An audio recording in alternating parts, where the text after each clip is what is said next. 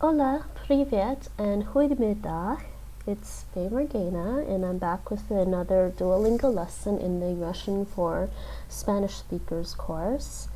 I'm on, I believe I'm on a new skill. Yeah, I finished Comida dos over the weekend, and now I'm on Hablando dos.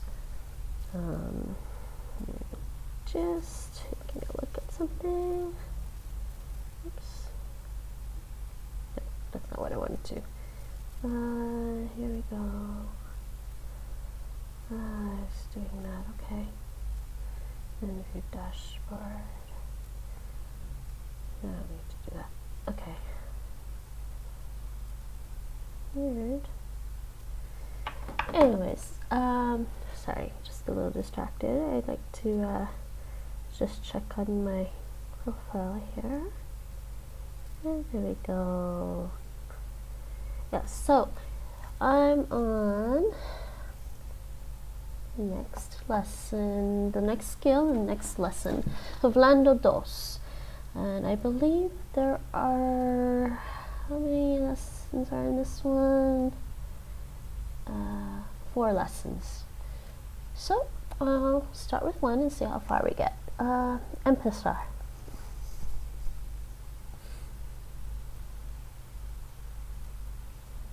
Почему ты не решил эту задачу? Okay, so. Oh, I'm on my Russian keyboard already for some reason. No, can't type today. Porque why did you not? This past tense. Это задача. Okay. Okay, no resolviste. Etu's this. Задача. Porque no resolviste esta tarea. Porque no resolviste esta tarea? I believe that should be correct. Porque no resolviste esta tarea. I guess you could say problema as well. Let's leave it at tarea. Okay, and let's just, I want to check this word in Russian. So, yeah, it's a problem or task, and tarea can be a task.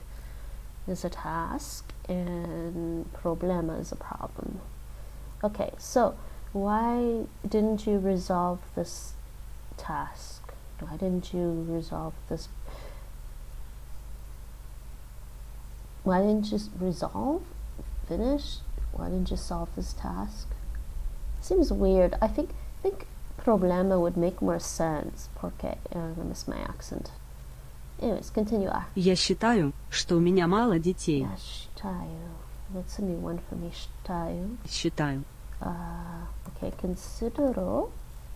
And I can't type today. Okay, у меня мало. Deти is children. So. Считаю. Considero que tengo mala. Let me hear it again. Я считаю, что у меня мало детей. Что у меня мало детей. Мало. Pocos. Tengo pocos hijos. Детей. Yeah. Considero que tengo. I consider. I think. I'm not sure exactly what they're trying to get at here with this sentence, but let's see. Considero que tengo pocos hijos. Yeah, seems to be right. So what would that mean? This would mean what in Spanish? I consider that I have few children. It seems weird. Like, yeah, this makes more sense to me. I believe that I have few children. That's just a weird thing to say overall. Unless you're just worried that you ran around and had extra kids. Like, I mean, maybe for some men, they might say, I believe I have few children, and they're wondering if maybe they have more. Depending on their past history. Try to make this family friendly, so parents are listening with their little kids. I'm not sure how comfortable you are about talking with your kids about relationships, adult relationships. Считаю. So the Russian verb here, I'd like to know Считаю. what this actually means, is that I think, I consider.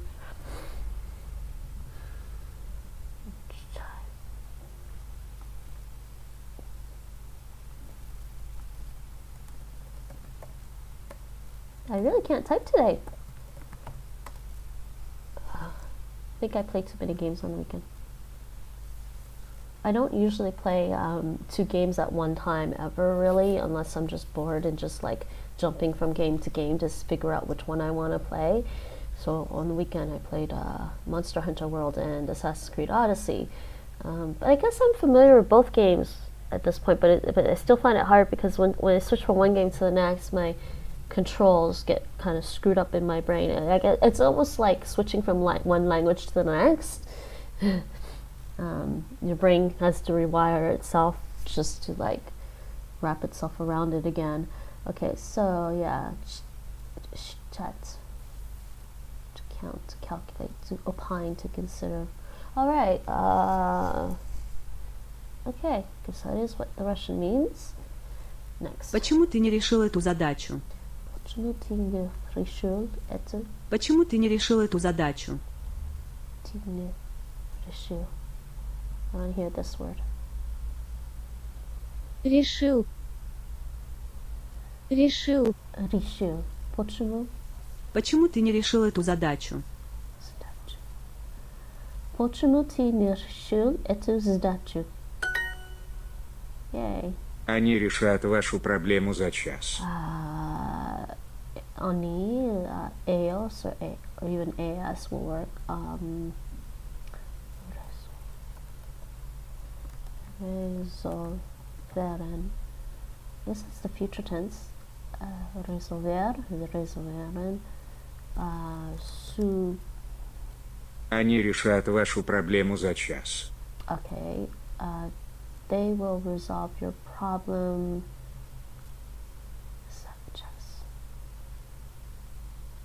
Su problema en una hora. They will resolve your problem in an hour. Ellos resolverán su problema en una hora. Yes, that is correct. Next. Мы долго думали, перед тем, как задать этот вопрос. Мы долго. Por mucho tiempo. So I thought, this means I thought for a long time. Pensamos. Oh, we thought for a long time. Me. Мы долго думали, перед тем, как задать этот вопрос.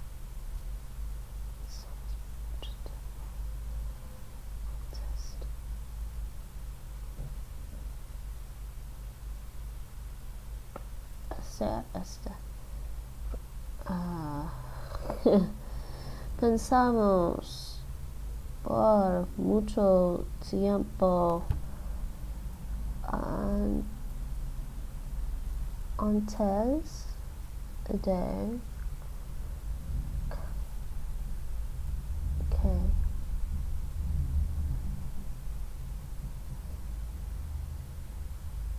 hacer esta pregunta. Okay, pensamos por mucho tiempo antes de hacer esta pregunta. I think this means we thought for a long time before asking this question.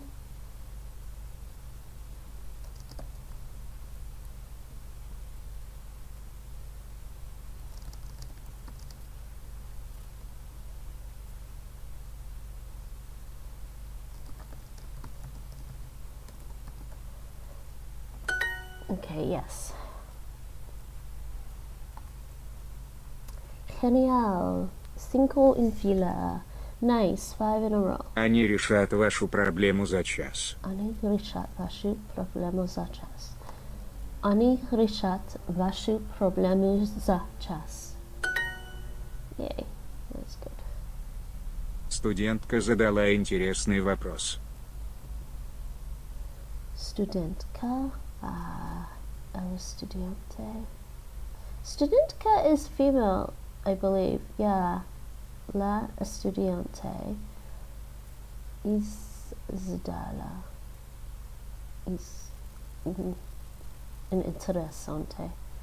La estudiante hizo una pregunta interesante.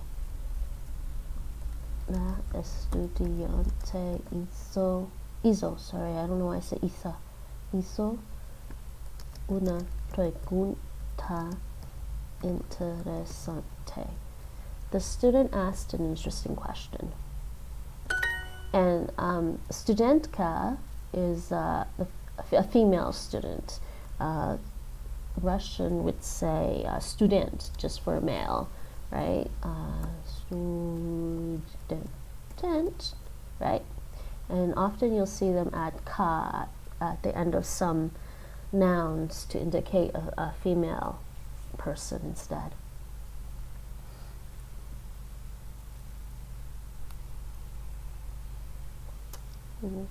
Вы считаете, что это слишком быстро? Though, I mean, in English we don't really make that distinction, so we would just translate that into English as the student asked an interesting question. If you wanted to be specific in English, you would say the female student asked an interesting question. I mean, gender politics aside, let's just stick with languages, with gender and languages. Let's think of things as there's grammatical gender for things, like certain nouns are either masculine, feminine, or neuter in like a language like German and Russian. Don't overthink it. It's a grammatical gender. Now, I understand that a lot of people don't get a little upset about languages like Spanish, French, and even Russian for having things like student and studentka and la estudiante, like we saw, and el estudiante. Think of it as physical gender, not your not how you identify. Okay, because people don't know. People won't know if they look at you. They'll just go for what your physical appearance looks like. You know, and if people don't know, and if you tell them politely that you prefer one gender over another, then it makes it a little easier and a little less frustrating going both ways, I think. Considera. Oops. Considera que это слишком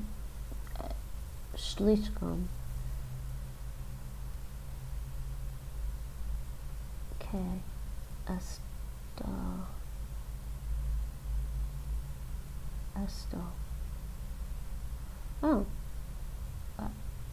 bistro, rápido.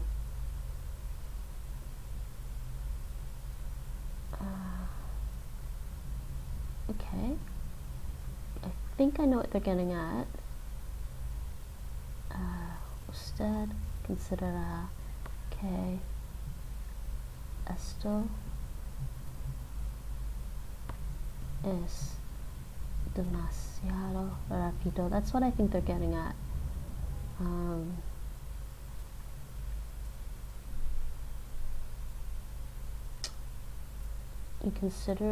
You think that this is too fast? Usted considera que esto es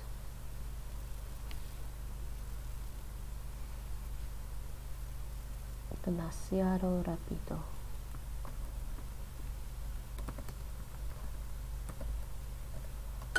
Мы долго думали, перед тем, как задать этот вопрос. Мы долго думали. Мы долго думали, перед тем, как задать этот вопрос. Мы Мы долго, долго думали, перед тем, как задать этот вопрос. мы долго думали перед тем, как. Перед тем, как. Перед тем, как Перед тем, как задать задать этот вопрос. задать этот вопрос.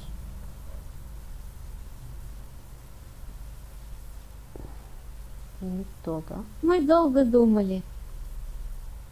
перед тем, как.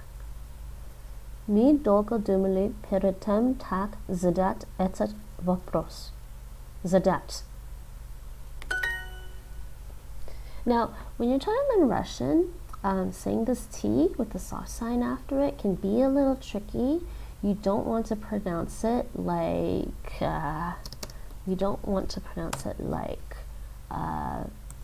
the TCH in the word like catch in English. So when you say zadat, when you say this one, zadat, you don't say, and you're trying to get the T to sound soft, don't say zadach. That's not right. It's zadat. So you say the T, tz, and then add in a tz. This is kind of like, I can't explain it very well. I'm trying to remember how to explain it. But it's a softening, so I guess there's a little bit of more aspiration than a normal T in English. Zadat.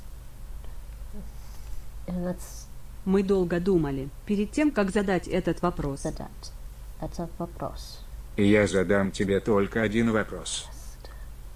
Я только один вопрос.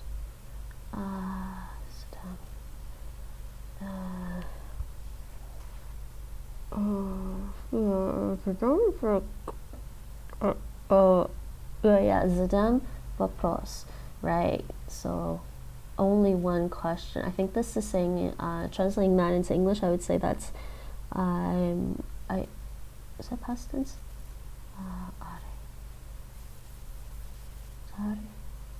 I only asked you one question. I asked you only one question. So, te ara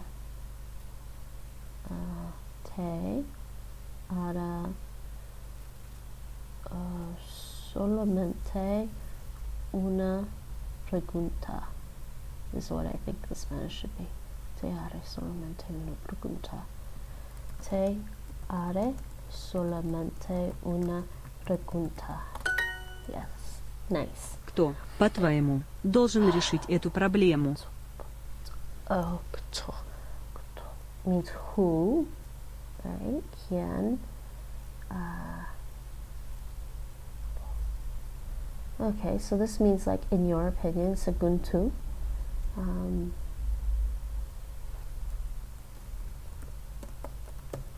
Yeah, ¿quién?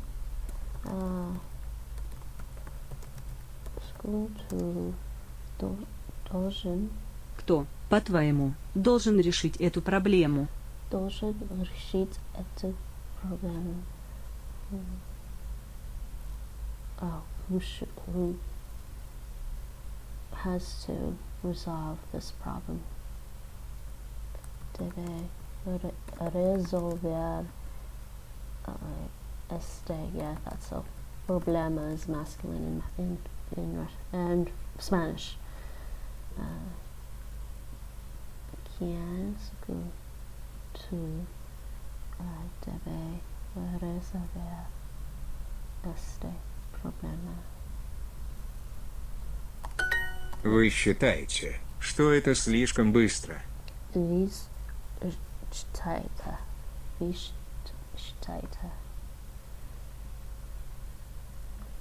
Считаете. Считаете.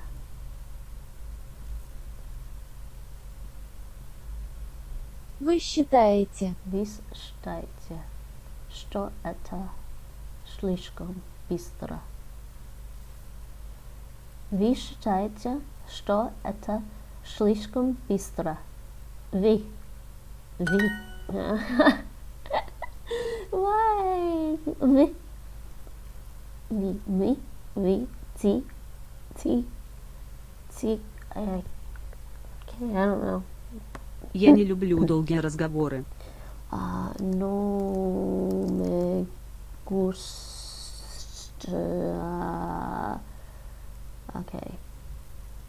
Я не люблю долгие разговоры. Долгие, Долгие largas. разговоры. No me gustan. Yeah. No me gustan las conversaciones largas. That's what I think. No me gustan las conversaciones largas. Largas. I don't like long conversations. У нас был долгий разговор. Unas bill.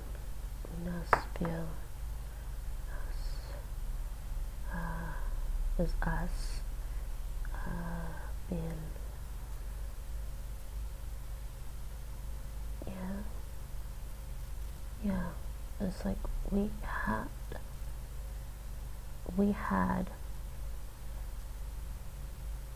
Yeah, okay, we had a long conversation. Tuvimos una conversación larga.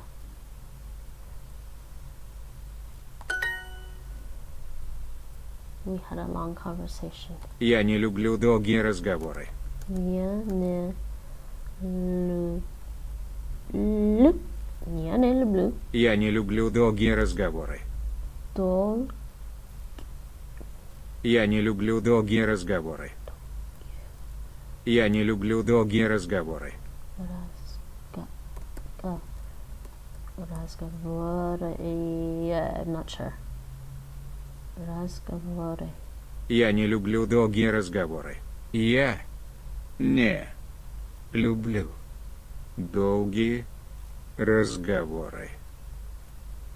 Oh. Разговоры.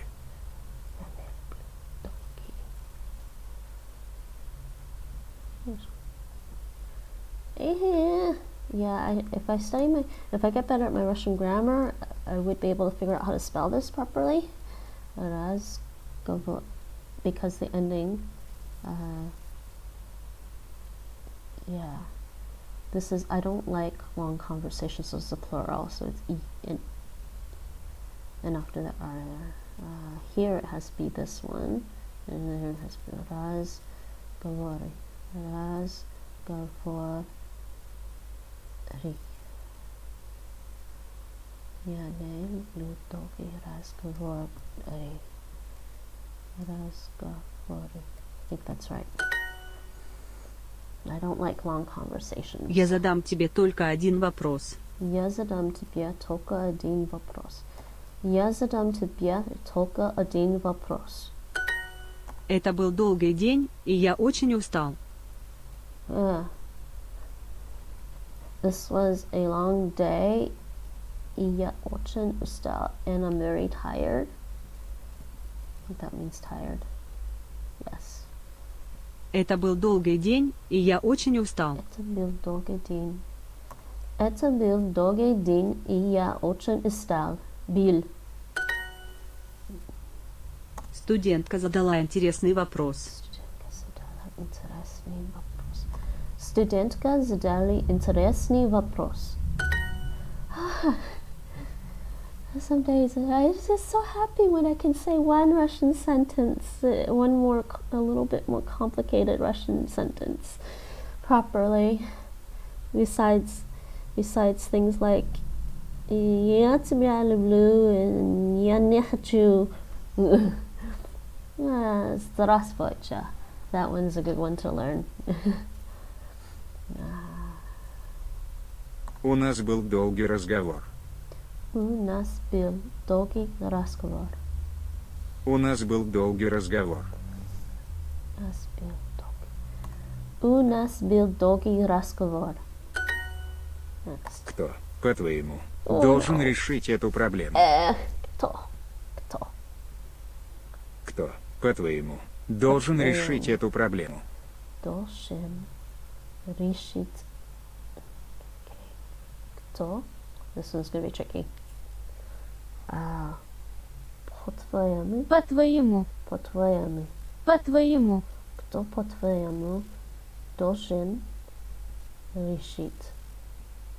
Должен решить. Должен решить. Кто, по-твоему, должен решить эту проблему? Кто, по-твоему, должен решить эту проблему? I didn't quite get this one. Problemu. Problemu. I think I said problemu, but it's problemu. Проблему. Yeah. I said problemu, like problema. Spanish is problema. Problem. Problema. Problema. I think even in Dutch we say problem, the P-R-O, pro. But the Russian is problemu. Проблему. Anyways, and I believe I'm done that lesson. Continuar. Yay! Did I make a mistake today at all? Did I restart? I don't think I did. I think I did this one lesson without a mistake this time, without having to restart. Oh, that makes me happy. Okay. Yeah. And I have my streak. 1945 days. Yay! Okay, so 25% complete, so there's 3 more lessons in this skill. And I think, yeah, I started a little later than I wanted to today, but this is a nice day, coronavirus or no. So I went for a little run, because it's almost spring, and the spring season is when I like to start up my little bit of exercise.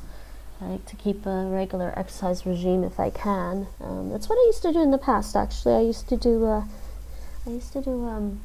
taekwondo for many years. Actually, and I have a little bit of knee problems these days. Yeah. It's Skyrim joke.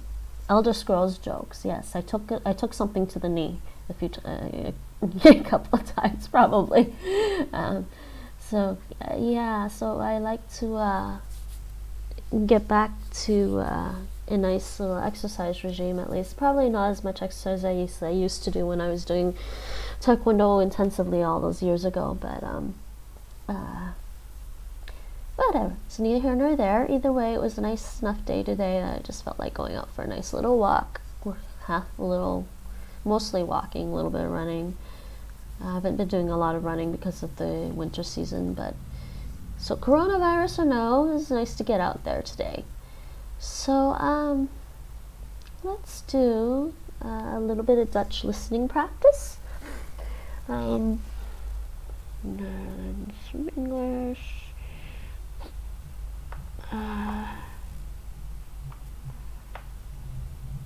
Yeah, let's do this fluency fast track. I'd like to finish that actually, and it's pushing this one up, this number up. It's been pushing this number up rapidly, so that's fine. We'll do that, and then eventually I'll go back and do all these, get these all played at least once, and try to master them as well. So what happens is, this is your progress. This is like the number of sentences in each of these. I guess I don't call them categories really. Divisions, because they're divided into these sections. Each of these sections, I guess. So I played. There's 3,004 sentences. I played all of those at least once. See. I think 3,004 sentences are played 100%. That means you've at least seen it once.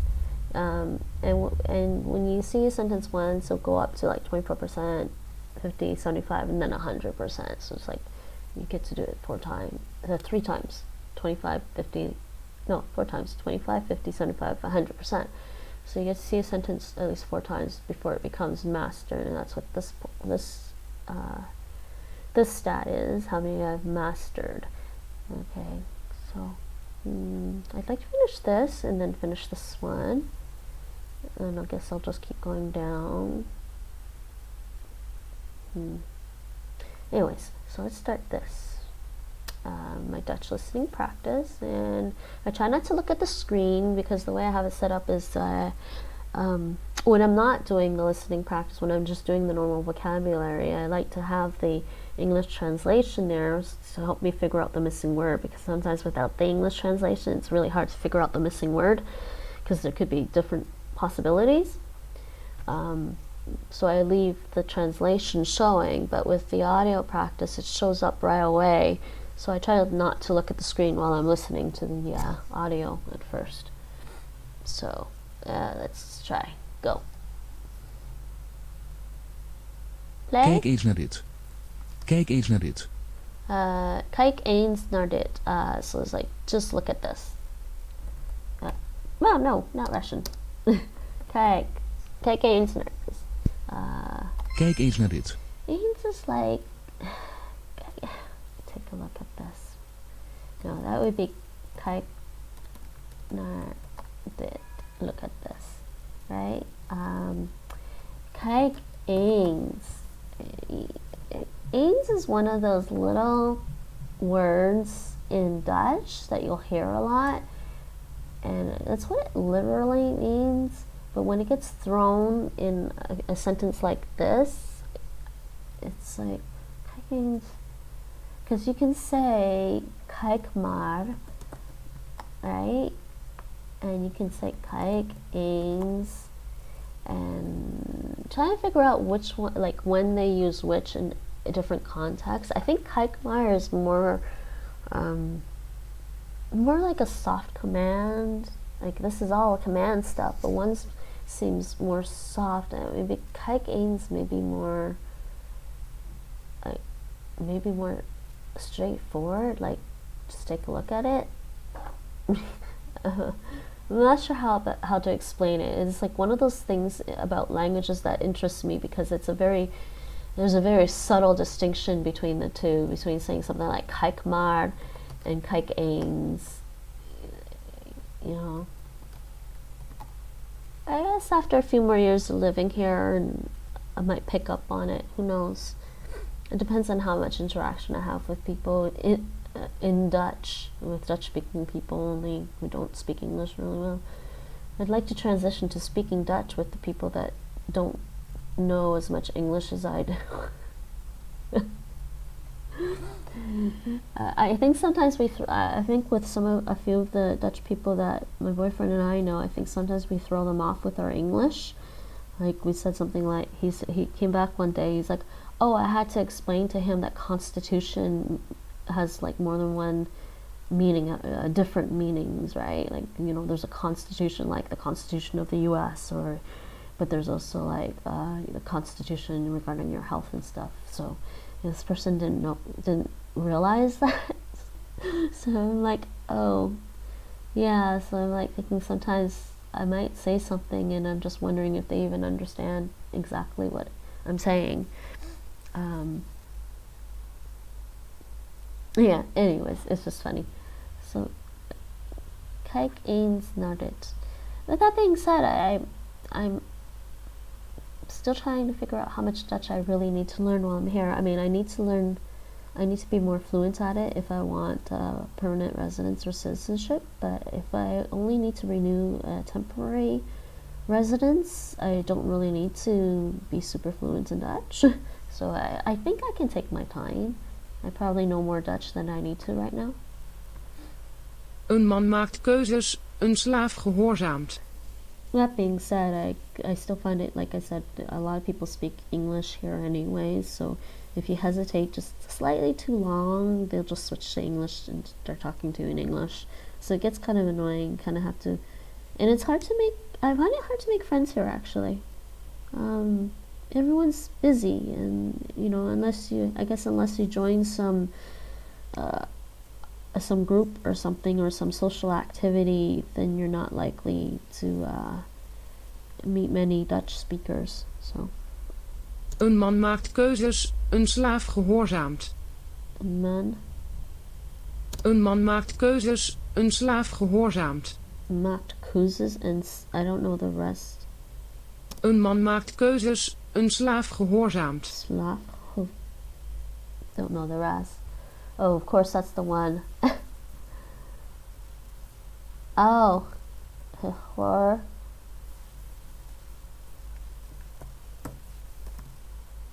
That is a new word for me. Yeah, so yeah, I thought so. And man macht chooses, so man makes choices. This is a man chooses.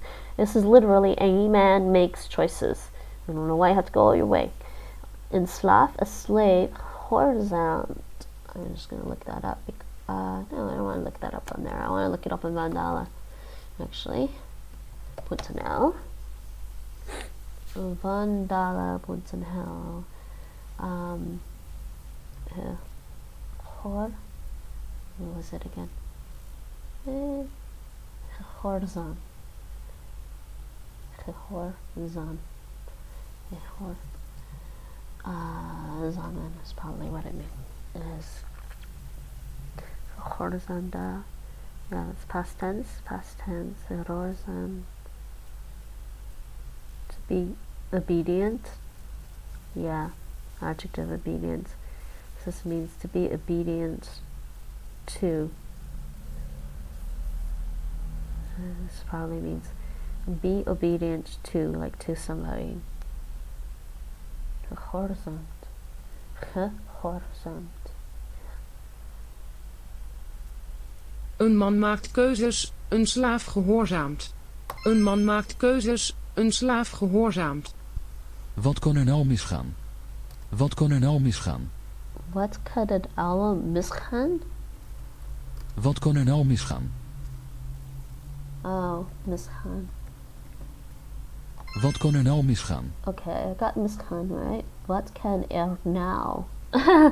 Wat kon er nou misgaan? Wat kan er nou misgaan? I want to hear this. Wat kan er nou misgaan? Wat kan er nou misgaan?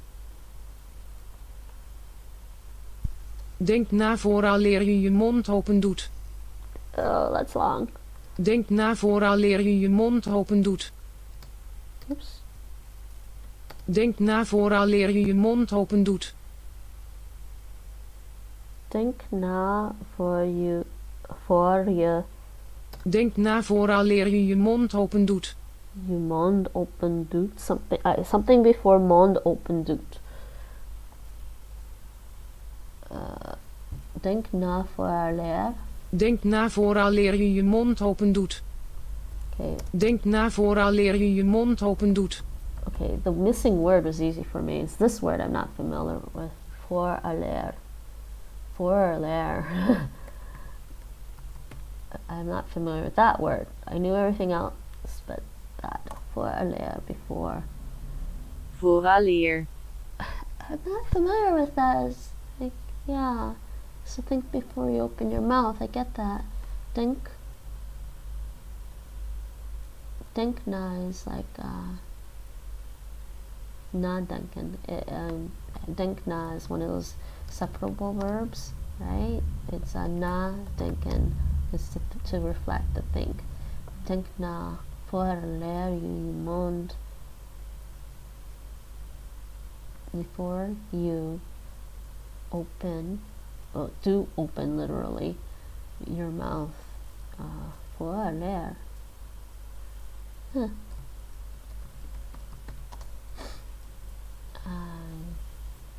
Actually, it's formal. Oh, voegwoord. It means conjunction. Vooraleer. Vooraleer. This is the stress. Vooraleer. Formeel. Voordat. Vooraleer u vertrekt. Okay, that sentence is bad then, because if it's formal, you don't say vooraleer je. Because remember what I said about je? Je is informal. Vooraleer u vertrekt. So that's just a really bad then. I'm not going to complain about it answer too, but I mean, I'm not an expert in Dutch and I'm not familiar with that word, but vooraleer je mond open. Yeah, Vandala says it's formal, but it's just copy and paste this, and then I can save it for later. And copy to clipboard, and then just copy it to my GIMP. And I'm just gonna send it off and ask, try to get some feedback from some Dutch natives. Just paste. Yeah. And next. Denk na vooraleer je je mond open doet. De goudvis leeft. The goldfish lives. De goudvis leeft. Okay, the goldfish is alive. That's fine. It's literally the goldfish lives, which I think is more fun to say. As in, you thought the goldfish died, and you're like, the goldfish lives. So, I think that's a more fun translation than the goldfish is alive. Well, I guess you could say the goldfish is alive, but the goldfish lives. I don't know. Somehow it feels more funny to me. Ik denk dat ik de enige was die dat voorstelde. Voorstelde. Ik denk dat ik de enige was die dat voorstelde. I think that I was the only one that... voorstelde is suggested. Voorstellen. For... They give me a lot of for prefixed stuff. Voorstellen... Inleiden... introduce... No. Het voorstel doen. Zich voorstellen... They're saying it means suggested.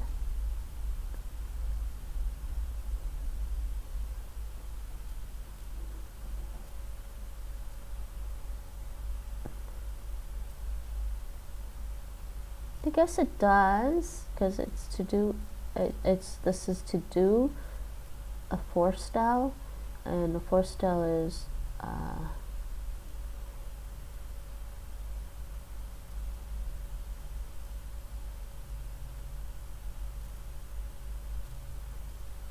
this expression for approval. Presented plan for approval.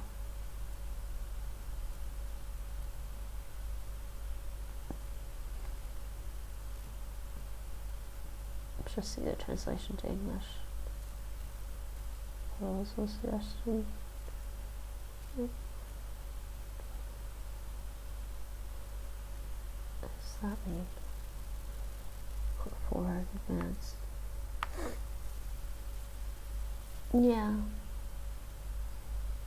Ik denk dat ik de enige was die dat voorstelde. Makes sense. We right? hebben een groot probleem. We hebben een groot probleem. We have a big problem. That was We hebben actually, een groot probleem. yeah, we've got a big problem.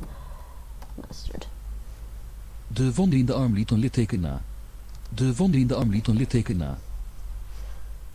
De wond die in de arm liet een litteken na. Vondeling in the army. De wond die in de arm liet een litteken na. I'm not sure. The vond. The vond. Ah. De wond die in de arm liet een litteken na.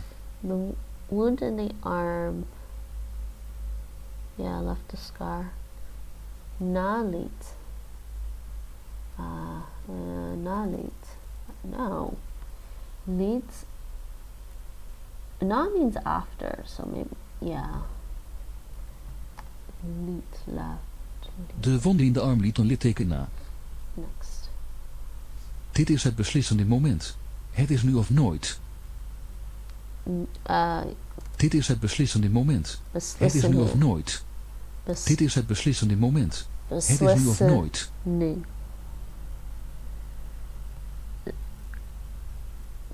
This is the... Dit is het beslissende moment. Het is nu of nooit. I think I would translate it as this is the decisive moment. It's now or never. Dit is het beslissende moment. Het is nu of nooit.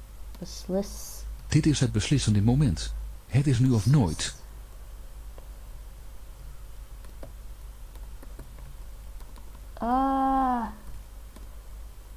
Dit is het beslissende moment. Het is nu of nooit. Yeah. It's now or never, that's fine. Okay, I guess you could say this is the key point, but... Dit is het beslissende moment. Het is nu of nooit. This is the moment. Beslissende.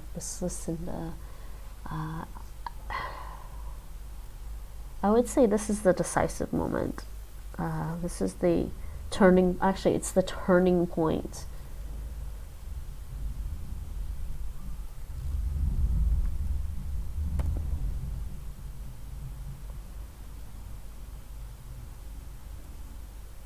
Decide, resolve. As an adjective, yeah, see, decisive, conclusive. So yeah, it's the turning point.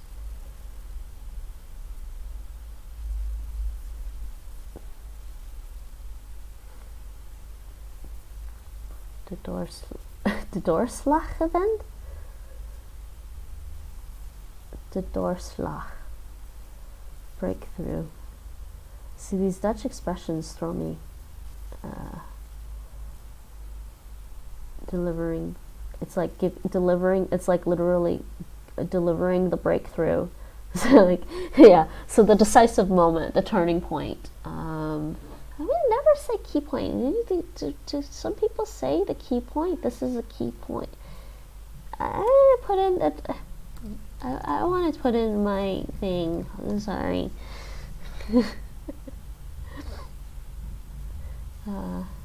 Dit is het beslissende moment. Okay, so let's go here. I want to see where it's translated. Initially added as a translation of... Oh, of course. This,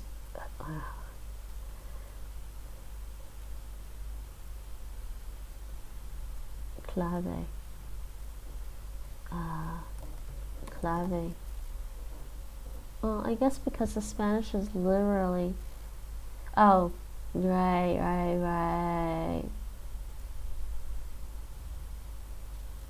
Because the original one was Spanish and then the English was translated from that.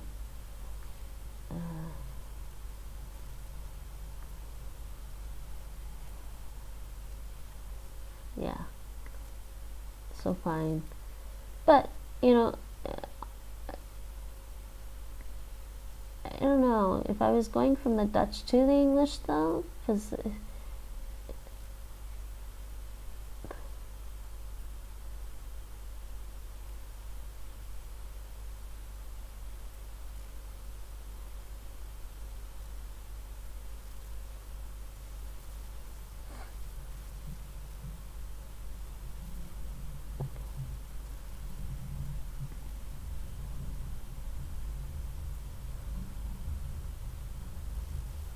yeah, they translated it from like, but okay, so they translated from, they didn't translate it from English to Dutch, they translated it from Esperanto to Dutch.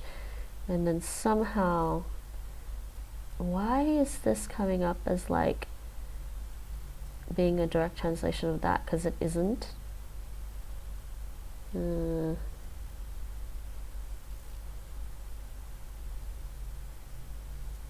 No.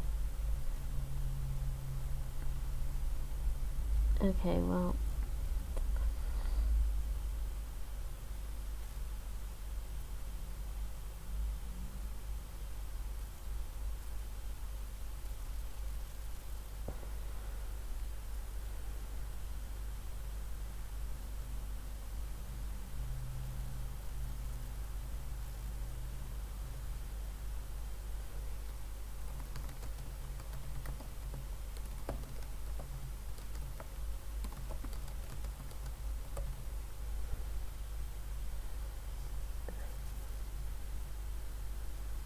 Maybe put that as a direct translation there.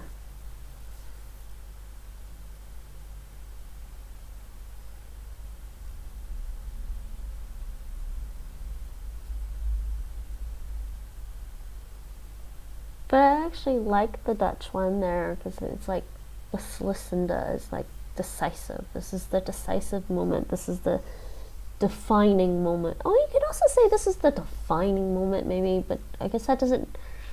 Does that mean the same thing as decisive? Not exactly. Something different.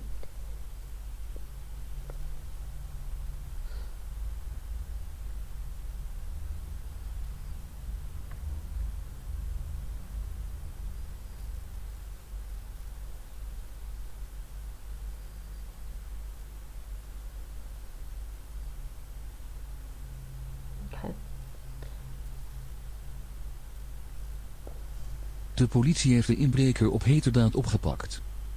De politie heeft de inbreker. De politie heeft de inbreker op heterdaad opgepakt. Op heterdaad? De politie heeft de inbreker op heterdaad opgepakt. Heterdaad. I can't remember what that means. Opgepakt is caught, like to catch someone, to catch a criminal. So the whole sentence is the police. De politie heeft de inbreker op heterdaad opgepakt. The police caught the. My English is failing me. An inbreaker is a burglar into your home. Yeah, a burglar. The police caught the burglar. De politie heeft de inbreker op heterdaad opgepakt. Op heterdaad? Oh. Okay.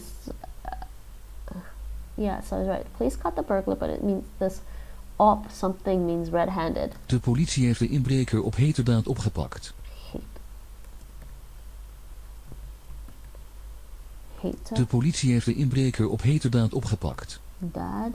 Heterdaad? Oh, I think I might have seen that in a news article here. But I only saw it once. Because I'm not even living in Canada all my life. I hated watching and reading the news unless it's like really, really important news, like this whole coronavirus or something major, like 9/11, things like that. But yeah, I think I read some news article here in Dutch about a burglar. Heterdaad, opgepakt. Heterdaad. Look at that. Heterdaad. De politie heeft de inbreker op heterdaad opgepakt.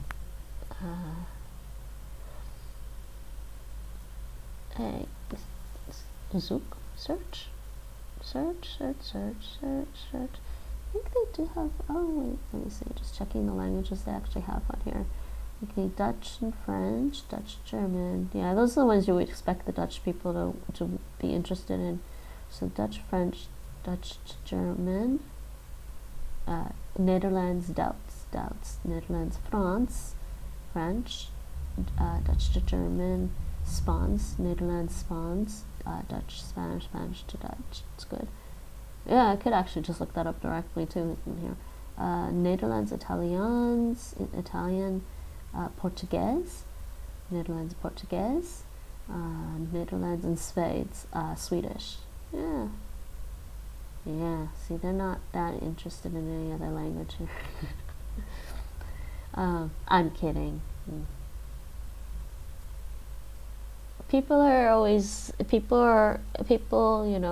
different everywhere. Every place you go, you're always going to have different kinds of people, so. Betrappen, trap, catch, op heterdaad. Tijdens het, during the committing of a crime. Committing, het plegen is the committing of a crime. Van de daad, of the deed. Heterdaad, op heterdaad. Iemand op heterdaad. Op heter. I don't think they'll have that. We'll just go back to this, I think.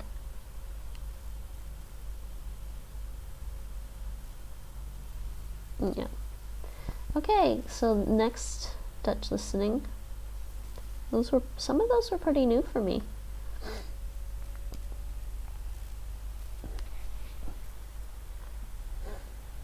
Yeah, French. Yeah, I think I'll do a little bit of studying today and then play some Assassin's Creed. in the evening. No, Netherlands from français. Let's do this one. We'll do some more listening. Heb je gevonden wat je nodig had?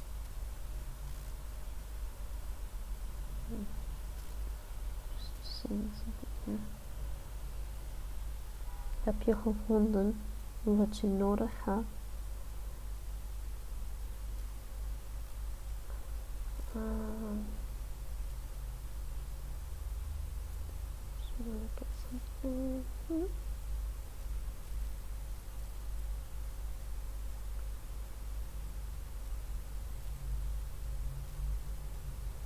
Okay, so heb je gevonden? Have you found what you needed? Heb je gevonden wat je nodig had? Heb je gevonden wat je nodig had? As-tu trouvé ce que tu voulais? So yeah, in English that just means, did you find what you needed? As-tu trouvé ce que tu voulais? Oh, sorry. No.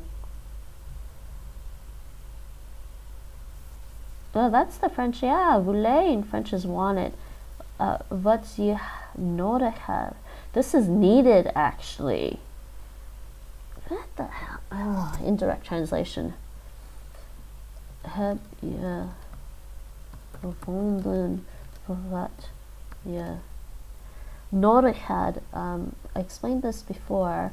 Hebben nodig, it means to need something in Dutch. Yeah, see, did you find what you needed? Yeah, the French. Whoa. Why is there?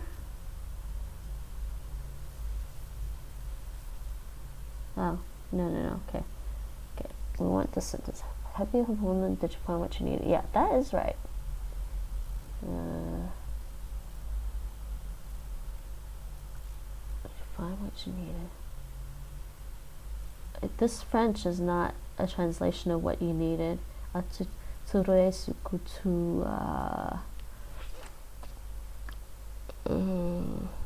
Tu avais besoin is to say you needed. Let's see.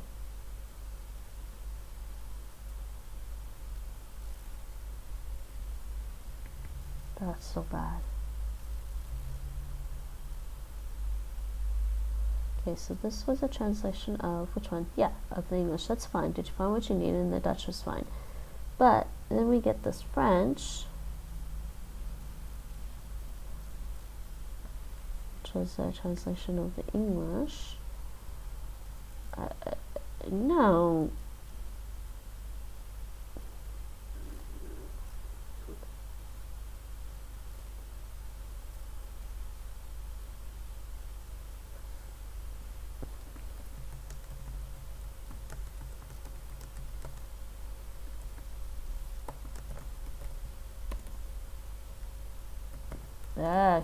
Can I spell French properly? Yeah. I'm pretty sure that's correct for the French, but this one's wrong, not right.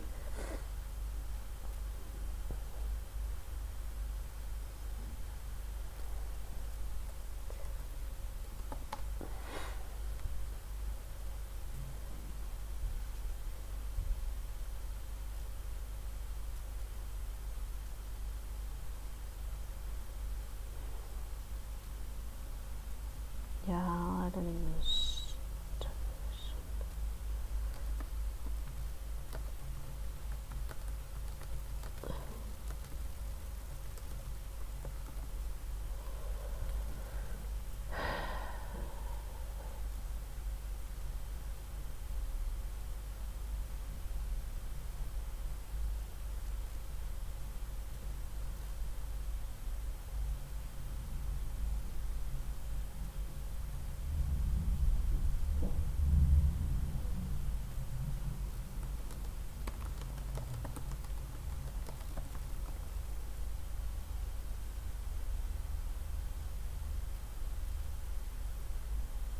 Yeah, whatever. I told you, I think I commented before too, but it's pretty much a mess.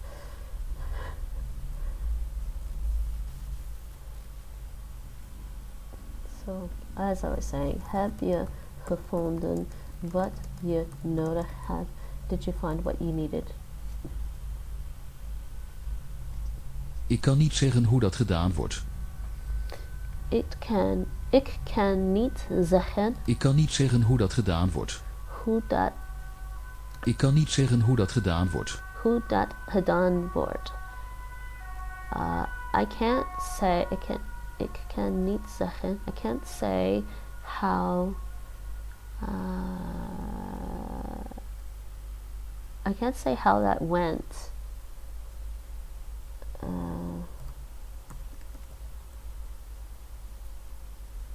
Oh no, not gegaan would be went. Gedaan. Ik kan niet zeggen hoe dat gedaan wordt. How that. I can't say how that was done. Je ne peux dire. So they're saying French is je ne peux dire comment ceci est fait. Okay, I think that's better than the last one we saw. Let's say how this is done. Je ne peux dire comment ceci est fait. I can't say how that had done.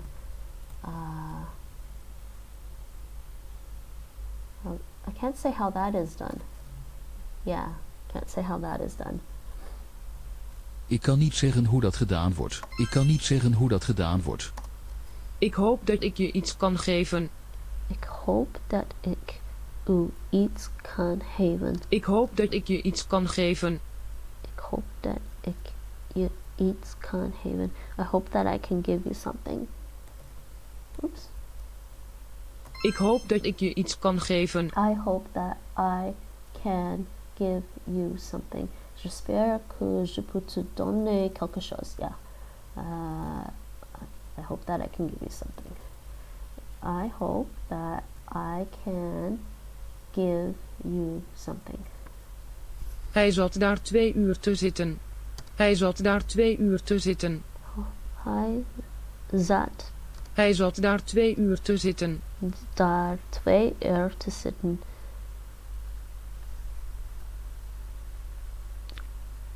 So he sat there.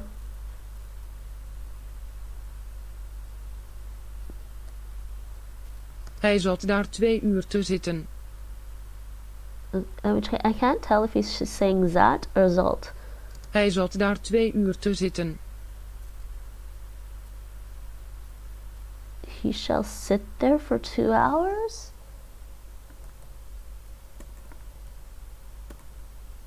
No, she is saying that. He sat there for 2 hours. Hij zat daar 2 uur te zitten. Il resta assis là dehors. I think this means he sat there for 2 hours.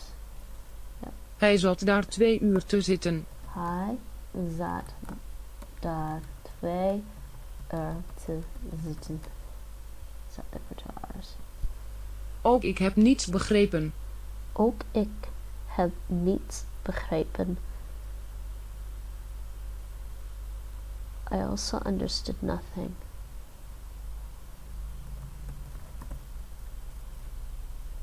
Moi non plus, je n'ai rien compris. Ook ik heb niets begrepen. Me too, I understood nothing.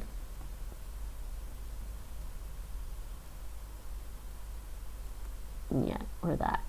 Ook ik. Ook ik is me neither. Me neither? No, ook ik niet is, ook ik niet. Ook ik niet is me neither. You say ik ook for me too. Right? Ik ook. Is dit wat je wilde? Is dit wat je wilde? Is this what you wanted? Is dit wat je wilde? C'est ce que tu voulais. Okay, they got the wanted right there. I'm going to master that one. Geen probleem. No problem. Geen probleem. Il n'y a pas de problème, sans problème, ce n'est rien, aucun problème, pas de problème, facile, pas de problème. That means easy, no problem. All you needed was pas de problème. No, pas de problème, pas de problème, sans problème. Sans problème is literal. No problem, no problem. Master that one actually. Ik zou meer tijd willen hebben om met u te spreken. Ik zou meer tijd willen hebben om met u te spreken. Exal or exal? Ik zou meer tijd willen hebben om met u te spreken. Meer tijd met. Ik zou meer tijd willen hebben om met u te spreken. Meer tijd willen hebben. Okay, more time to have. Ik zou meer tijd willen hebben om met u te spreken. Om met u te spreken. Like, it's either. I can't hear the second word properly, so. Ik zou meer tijd willen hebben om met u te spreken. Exal. Exal or exal? Exal means I will. And exal, I would. I think it's exal. It doesn't make sense otherwise. No, he's saying exal. He is saying exal. Okay, so yeah, it is saying I wanted to have more time to talk to you. Ik zou meer tijd willen hebben om met u te spreken. J'aimerais disposer plus de temps pour parler avec toi. J'aimerais avoir plus de temps pour parler. I prefer the second one. J'aimerais avoir plus de temps pour parler avec toi. So this is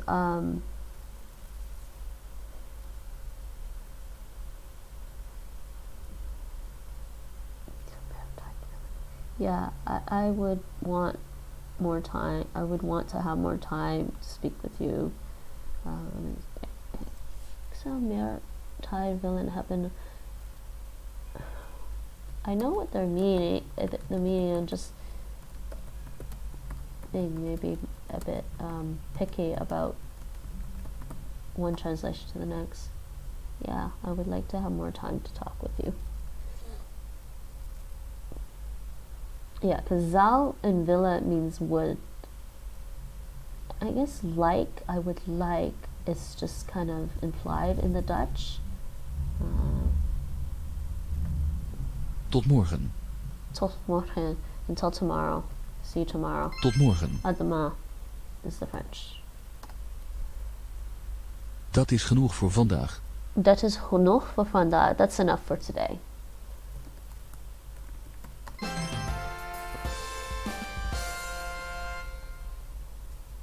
Dat is genoeg voor vandaag. And the French is ça suffit pour aujourd'hui. Master that one too, actually. And let's go to the next one. Well, if I don't go to the dashboard first, it doesn't think I did the French. There. And Dutch from German. Yeah? Okay. This one. 444. Ooh. Next. Ik heb u gered. Ik heb u gered. This means I've saved you. Ik heb dich gered. Ik heb sie gered. This does mean I've saved you. Ich habe dich gerettet. Ich habe euch gerettet. Ich habe sie gerettet. Ik stond vroeg op om de eerste trein te halen. Ik stond vroeg op om de eerste trein te halen. Ik stond vroeg op om de eerste trein te halen. Ik stond vroeg op om de eerste trein te halen. So it's I got up early. Ik stond vroeg op om de eerste trein te halen. I got up early to catch the first train. De eerste trein. Ik stond vroeg op om de eerste trein te halen. I got up early to catch the first train.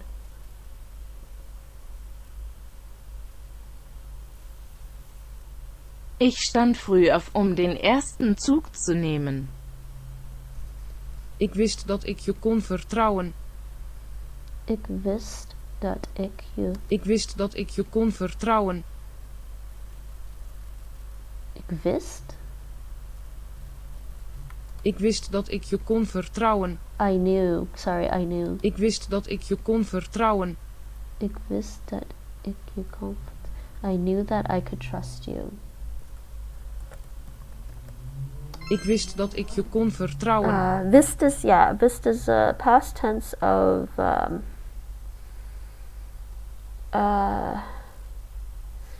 ik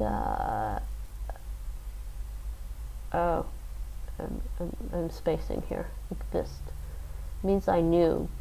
Ik wist. It's an irregular past tense in Dutch. Ik wist. Either kennen is weten. Yeah, it's past tense of weten. Weten and wist. Could probably look this up. Weten dictionary and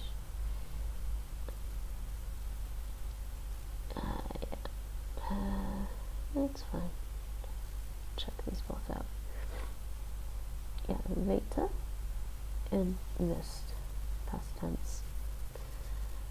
So this means I knew that I could trust you. Let's just hear the German just for amusement. Ich wusste, dass ich auf dich zählen kann. Ich wusste, dass man dir vertrauen kann. Interesting. Next. Het is een grote eer haar te leren kennen. Het is een grote eer haar te leren kennen. Het is een grote eer haar te leren kennen. It's a great honor to know. It's a great honor to. It's basically saying it's a great honor to meet her, but it's more of it's a great honor to get to know her. To leren kennen is to learn to know someone. So it's like saying to get to know someone. It's not just the same as ontmoeten. Ontmoeten is a slightly different meaning. Ontmoeten in Dutch, meet, encounter. Leren kennen is to get to know. Het is een grote eer haar te leren kennen. So it's a great honor to get to know her. Do you see the similarity between Dutch and German now? Es ist eine große Ehre, Sie kennenzulernen. Kennenzulernen. That's fine. Oh, what did they give us as a translation for that? No. Her. But I think they made a mistake in the translation from the German there. So here. Het is een grote eer. Haar te leren kennen. It's a great honor to get to know her.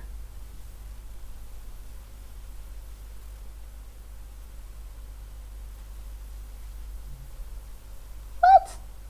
Yeah, I improved this translation.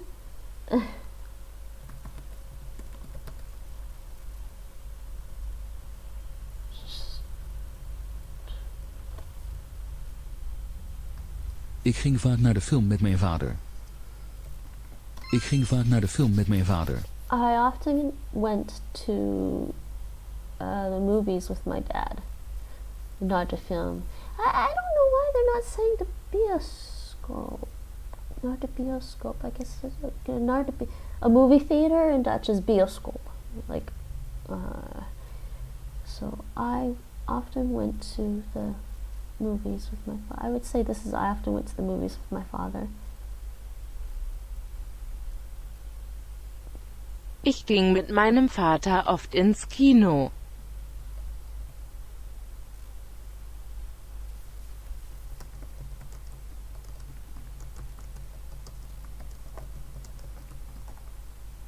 Yep, I often went to the movies with my father. Wow, they got that right that time. Google Translate. Men kan haar vertrouwen. Men kan haar vertrouwen. Men kan haar vertrouwen. Men, M-E-N, in Dutch is like saying one in English as a pronoun. One can. Men kan haar vertrouwen. Men can trust her. One can trust. Sorry, men can trust her. One can trust her.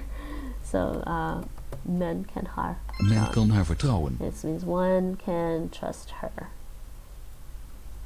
Let's see if we get the German right though. Du kannst auf sie zählen, man kann sich auf sie verlassen. Yeah, they think that is, for some reason they think that C is them, but it's not, I don't think.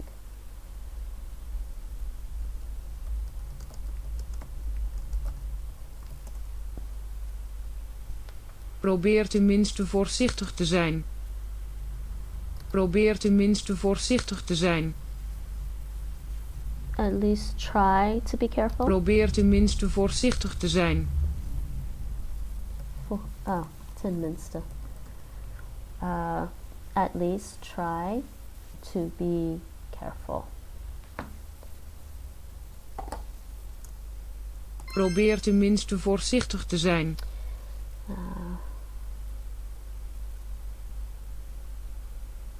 Versuch wenigstens, vorsichtig zu sein. Versuch wenigstens, vorsichtig zu sein. This part is close. This one is a little strange. Je hebt geen bewijs. Je hebt geen Je hebt geen bewijs. bewijs. Bewijs. Yeah, bewijs. No. Bewijs. I know what he said, and I can't remember exactly what it translates to. Je hebt geen bewijs. Bewijs? Bewijs is like... No.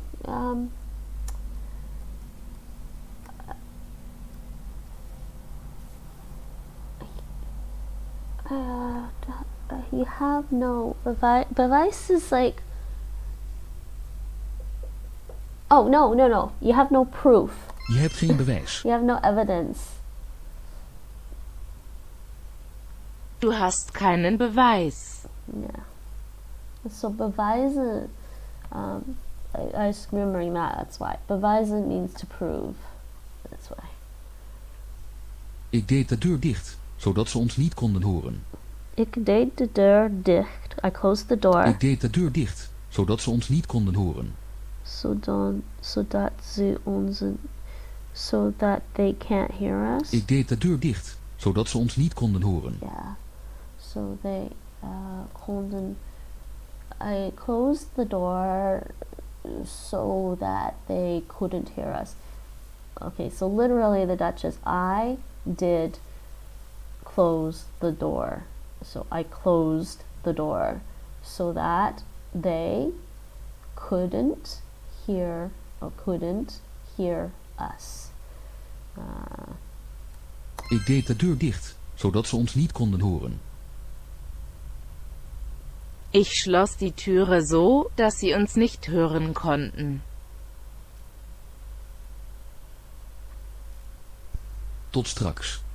This means see you later. Tot straks.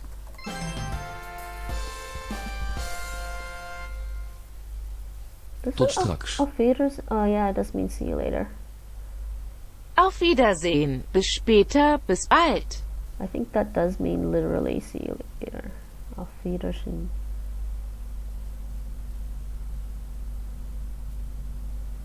Auf Wiedersehen. Yeah. I don't know. We're gonna master that one actually, and that's the German one. Let's do. Now we're on to Dutch listening from Swedish.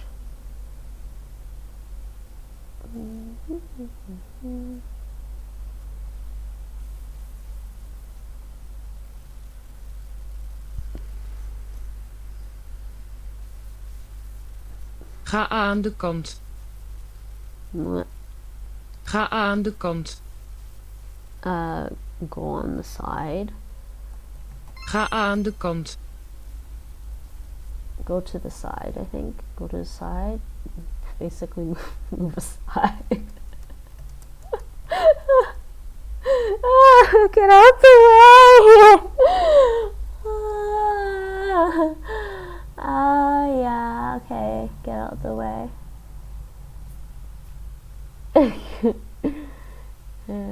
Yeah, that's pretty mean, just to say it that way. Get out the way. I had some water here somewhere.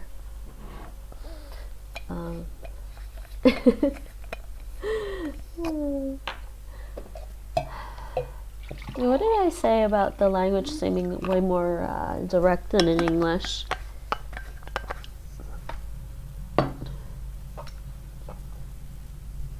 Muriel is nu 20 jaar oud.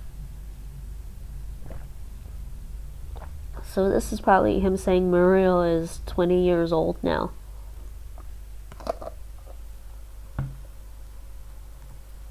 Muriel is nu 20 jaar oud.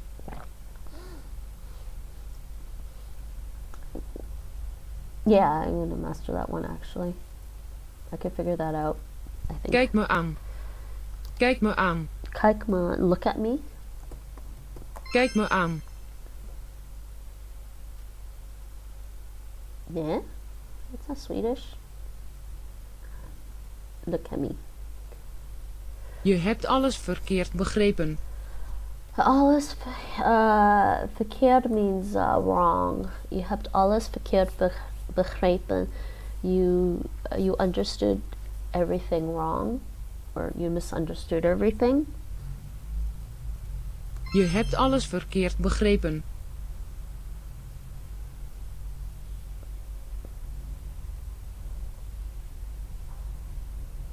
Yeah, I guess you could say alles for the whole thing if you want. Door een misverstand heb ik een verkeerde vlag gekozen. Door een misverstand heb ik een verkeerde vlag gekozen. Door een misverstand. Door een misverstand heb ik een verkeerde vlag gekozen. Heb ik een verkeerde. Door een misverstand heb ik een verkeerde vlag gekozen. Through misunderstanding, I bought the wrong flag. Door een misverstand heb ik een verkeerde vlag gekozen. Yeah. Through misunderstanding, I bought the wrong flag. Door een verstand. Sorry, not bought. Kozen, it means choose. It's past tense of to choose. I chose through misunderstanding. I chose the wrong flag. Door een misverstand heb ik een verkeerde vlag gekozen. Jag valde fel flagga på grund av ett missförstånd. Wat een slechte film. What a bad film! Wat een slechte film. Yeah. What a bad film. What a bad movie. What a bad movie. What a slechte film. Hoe gaat ie? Hoe gaat ie? How is Hoe gaat ie? Or actually, how are you? Hoe gaat ie? E in Dutch is a very it's only the spoken way to say hi. It's the spoken pronoun for hi, meaning he. So you don't. When you first learn Dutch, you learn ik, and you learn jij and je, and you learn u, right?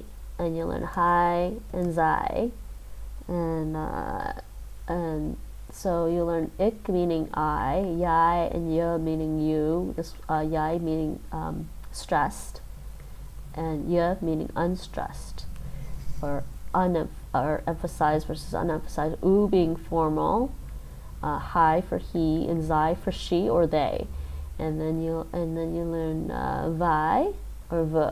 Wij being stressed and we being unstressed, and jullie being the plural, informal plural, and like I said, zij means they.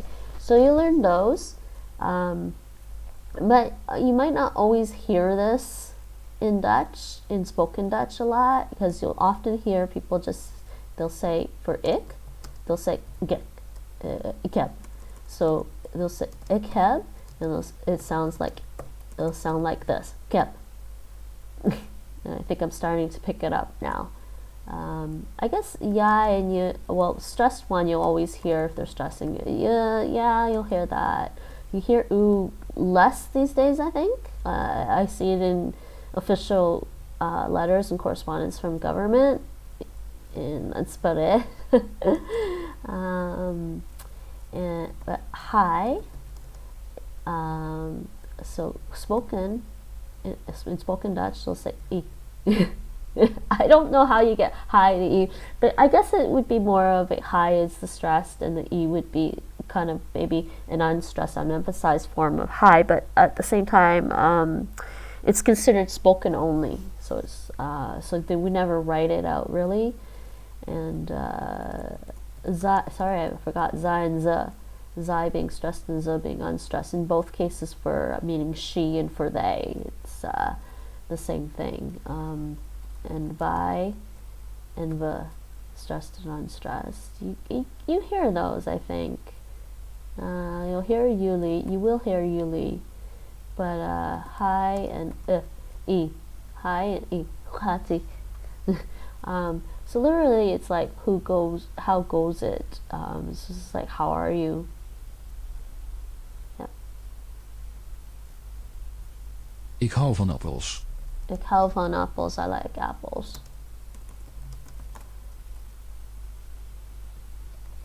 Ik hou van appels.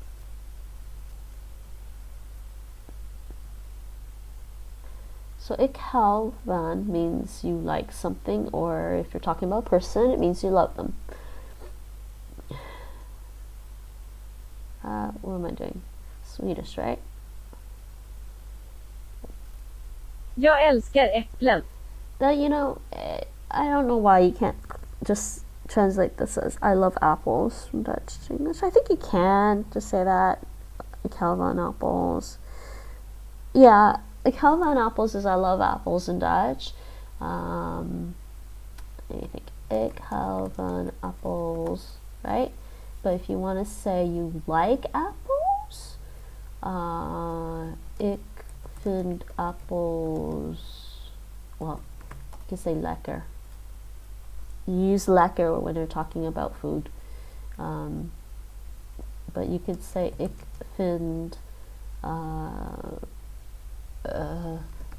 let me see, Netherlands leren leuk. I like learning Dutch. So use leuk when it's not something like food. Lekker always means, lekker literally means tasty.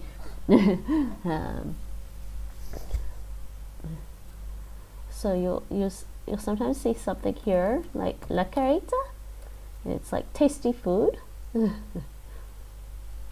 Or you could even, yeah, or you can think about it as eating tastily. Mijn moeder is altijd bezig. My mother is always busy. My moeder is altijd, bezig. Mijn moeder is altijd bezig. My mother is always busy. Next. Wat betekent dit woord? What does this word mean?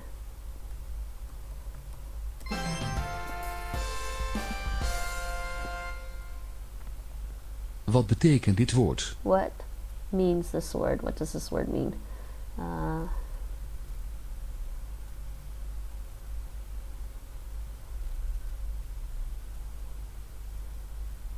Vad betyder det här ordet? Okay. And next. Last Dutch listening practice is Hungarian. Normally I go through this a little faster when I'm not streaming it, because I just do the listening and I type it in and I just move on. So, Hungarian. Oh, yeah, I need to start this first before I look away. There. This one, listening practice. Actually, I don't know Hungarian, so it don't matter if I look at it. Wat wilt u drinken? Wat wilt u drinken? What do you want to drink? Wat wilt u drinken? Actually, it does kind of matter because it will pop up the Dutch words in a missing word. Önmítiszik. Yeah, I don't know how they... Oh, whatever. This means, what do you want to drink? I'm not going to bother to tuba. Vandaag gaat het mij goed. Vandaag gaat het mij goed. Today I'm good. Vandaag gaat het mij goed. Ma jól érzem magam. Okay, that's close enough. No. Vandaag gaat het mij goed.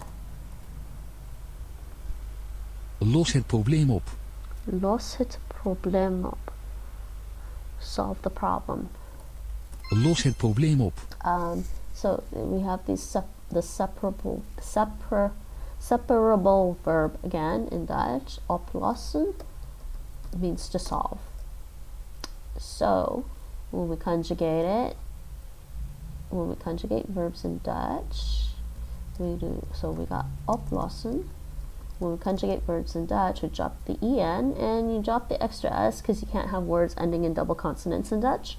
And so we change this to oploss, but you can't have it, you have to separate that op from there when you're saying ik. You won't say ik oploss, you have to separate that op from loss. Ik los op.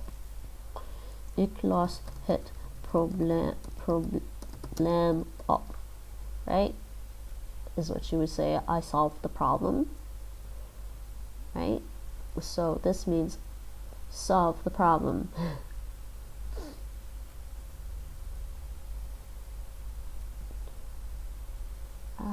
Hungarian, right?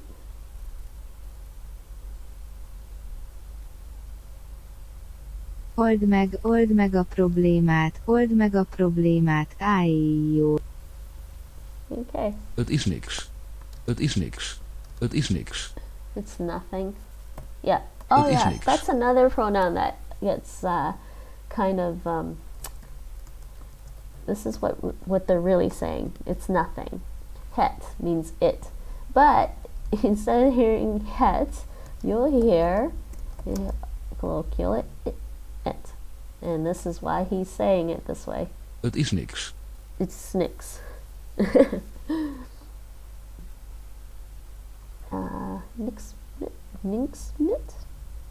Ninksmit? Not sure how you pronounce the Hungarian here. Let's see if I can say one Hungarian thing. Nincs mit. Nincs. Nincs mit. Nincsmit? Nincs mit. Nincsmit? So, het is nix. It's nothing. Nix is a spoken word for nothing. Normal in writing, you'll see niets, which is the negative of eats. Right. Kom naar buiten. Kom naar buiten. Come outside. Kom naar buiten. Gyere ki. Yeah. Come naar buiten. So you can say come out or come outside. Yeah. Kunnen we praten?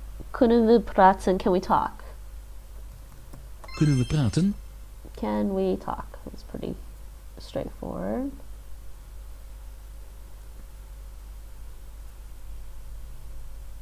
Beszélhetnénk. Beszélhetnénk. Next. Is dit jouw familie? Is this your family? Family. Okay, so interesting point to know. The Dutch have two words for family here. Is dit jouw familie? So this means, is this your family? But they're not talking, they're talking about your family is in your immediate family and all your relatives. So the word that they use to mean your immediate family is your gezin. Gezin. That means family. So that would be your more immediate family, your mother, your father, your sister, your brother. I guess if you're married and you have your own family, that would be your son, daughter, and your parents.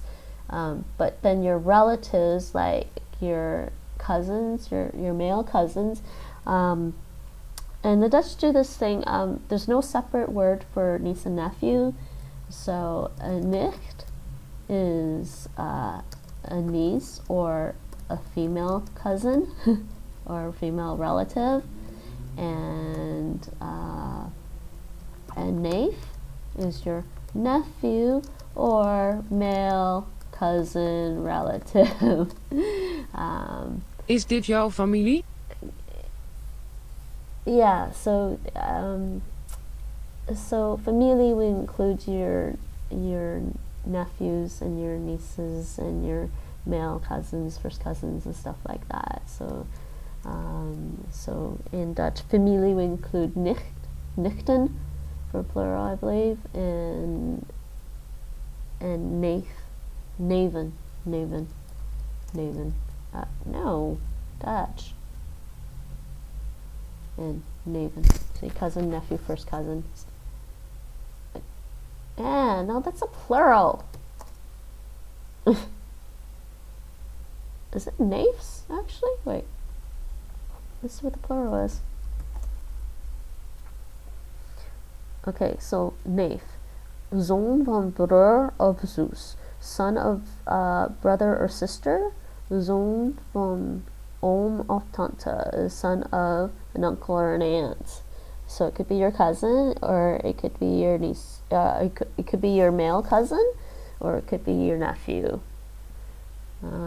Yeah, the plural is neva, is right. And nicht, your niece or female cousin. Oh, well, I didn't know that, but that is interesting. I didn't know that.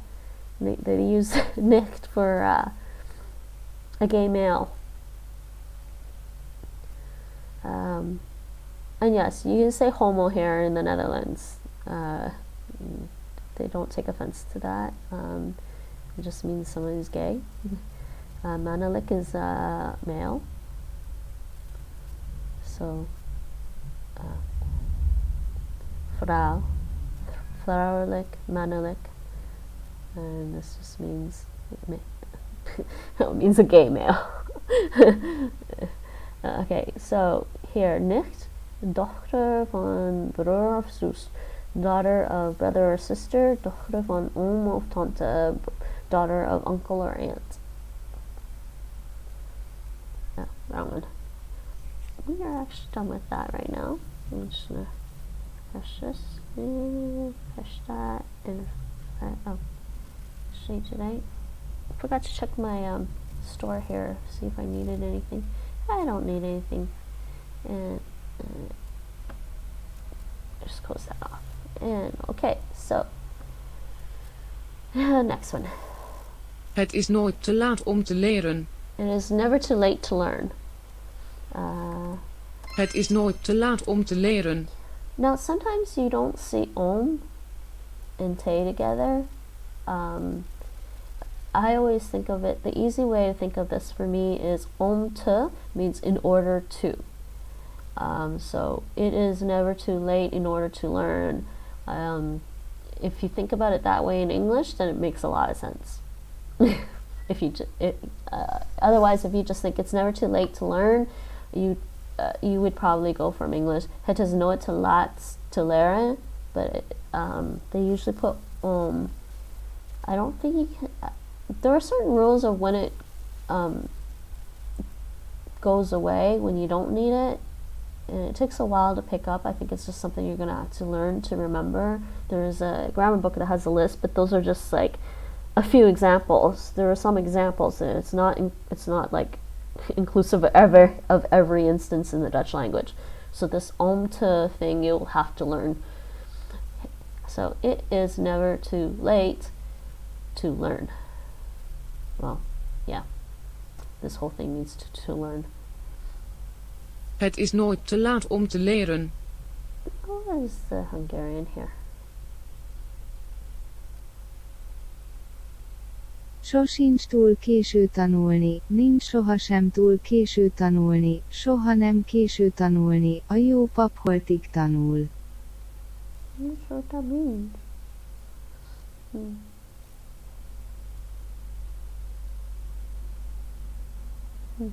Interesting. Hij lijkt gelukkig. He seems happy. Hij lijkt gelukkig. That's how I would translate this. Hij lijkt gelukkig. Hij lijkt gelukkig. Sorry. I'm trying to make sure my G's are coming out right. Hij lijkt gelukkig.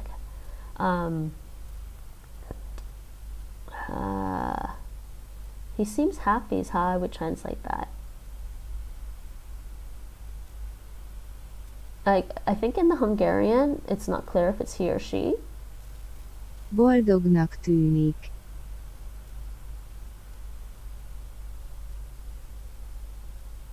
Probeer dit.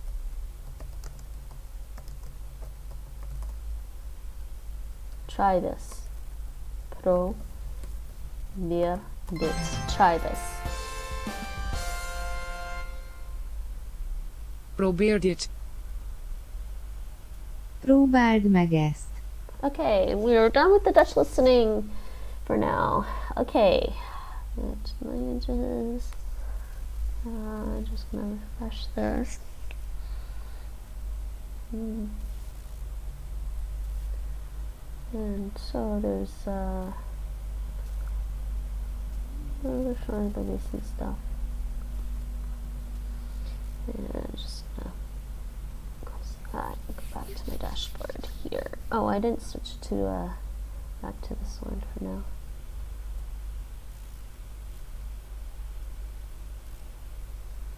Okay. Next, let's do a little bit of Mondly languages. It's been a few days. Let's try and do some Spanish. And I'm doing, in Mondly, I'm doing the Spanish from French. And I guess this is a new category for me. Animal de compagnie. Animal de compagnie. So that's pets in English. I can't remember what the Spanish is. Animal de compagnie. Can we try? Oh, good. No, but I want to translate into Spanish. Yeah, I know it means pets. Tell me what it means in Spanish, please. Yeah. What is the Spanish? Domesticos? Animales domesticos?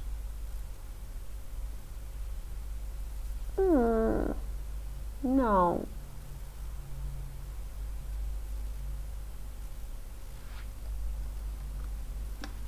Mascotas.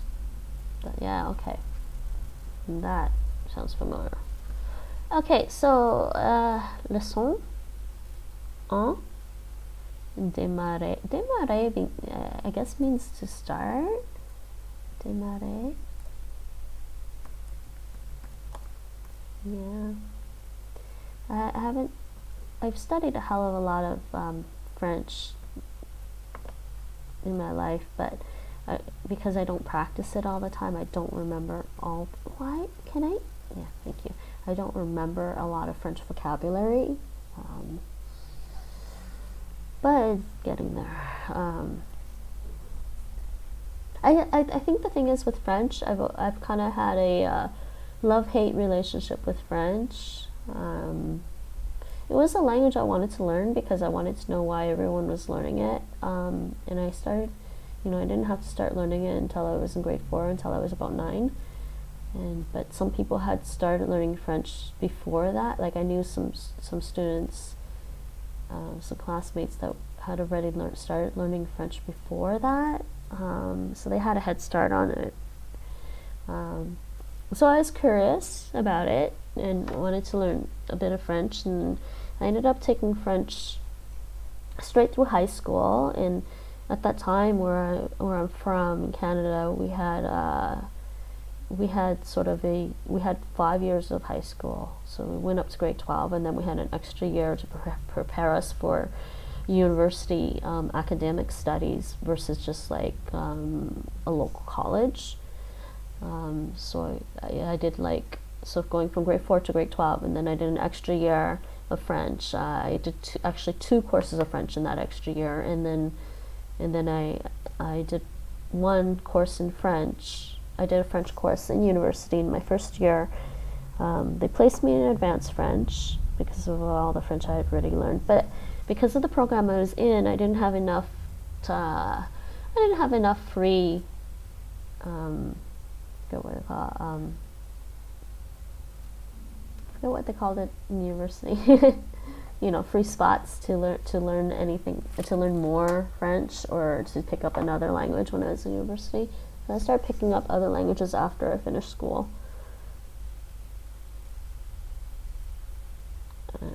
Demare.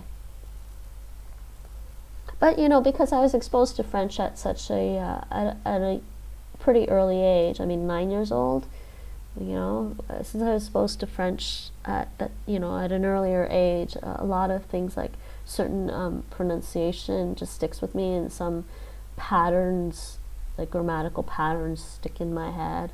I don't know, sometimes I don't always get the pronunciation right in French, and actually I think my pronunciation for French has gotten better over the years, but pájaro. Highly depends. So, un pájaro is un oiseau. Pájaro.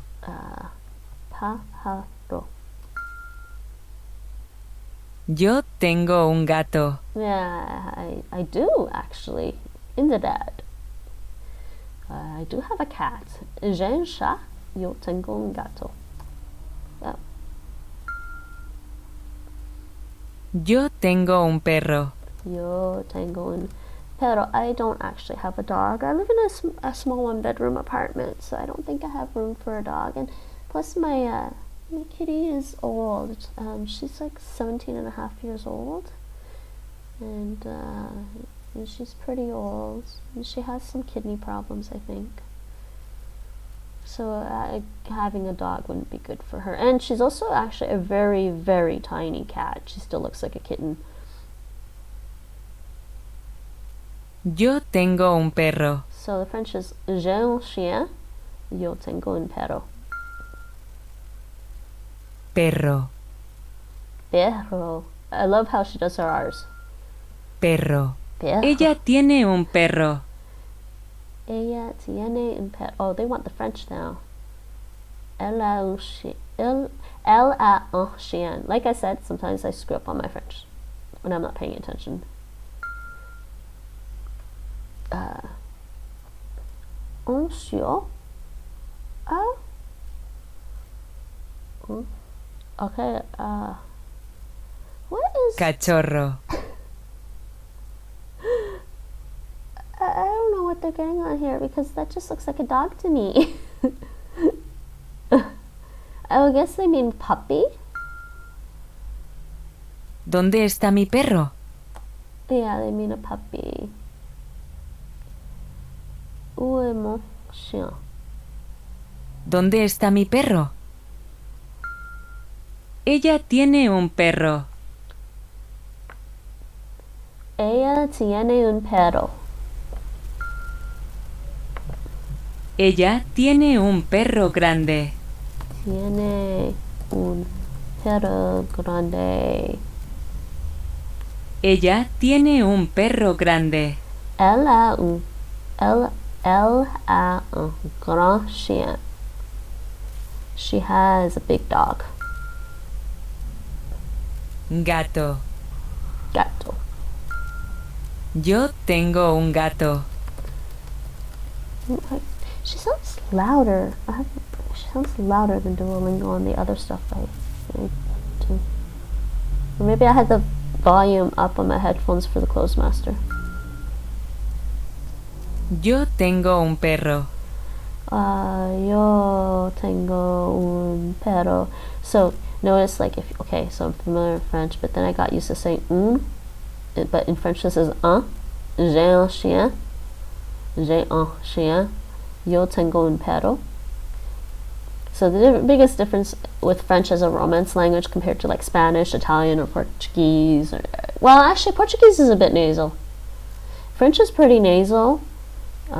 So like when you compare it to Spanish, Italian, Catalan, and probably Romanian. I haven't studied a lot of Romanian, so don't take my word on that. French is very nasal. Portuguese is a little bit nasal too, I believe. But for some reason it doesn't sound as, I don't know, it's not as heavily nasal as French, I think.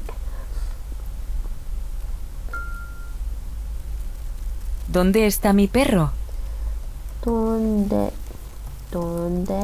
está mi perro? Next. Ella tiene un perro. Tiene un perro. Elle a un chien. Ella tiene un perro grande. Ella tiene un perro grande. Elle a un grand chien. Chien. El perro es grande. El perro es grande. Next. ¿Dónde está mi perro? Okay. ¿Dónde está mi perro? Where's my dog? Où est mon chien?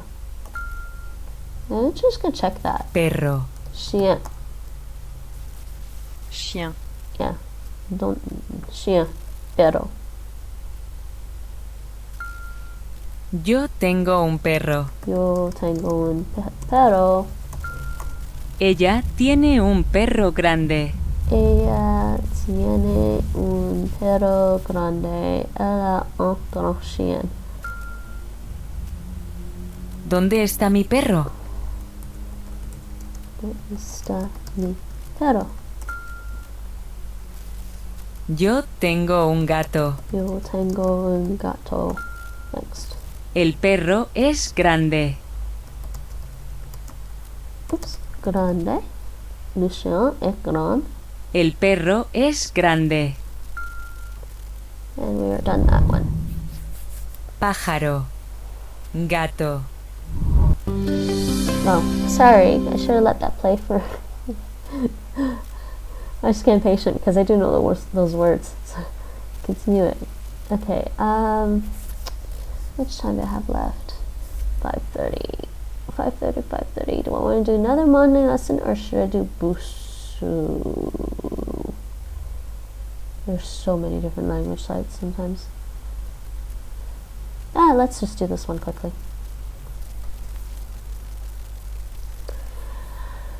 Choisissez malade. Malade. Enfermo. Enfermo. This means sick. Mi perro está enfermo. Está enfermo. Mon chien est malade. My dog is sick. Mi perro está enfermo. Mi gato está enfermo. Mon chat est malade. Mi gato está enfermo. Morder. More. I can't remember. Yeah, okay. That's to die. ¿Tu perro muerde? Tu perro muerde. They don't have the conjugations. Normally you do. Muerde. Yeah. ¿Tu perro muerde? Yeah, this conjugation in Spanish, morder, morder. Oh, I don't want that one. Stop that. I wanted this one. Morder in Spanish. To conjugate that, muerto is I die. And so to perro muerde, he died. He dies. ¿Tu perro muerde? Oh, it is muerte. No! Okay, I'm gonna start over. I could swear she said... ¿Tu perro muerde? Oh, guess she did say muerte. That was me. Bad. I wasn't listening. Enfermo. Enfermo. Mi perro está enfermo. Mi gato está enfermo. Morder. ¿Tu perro muerde?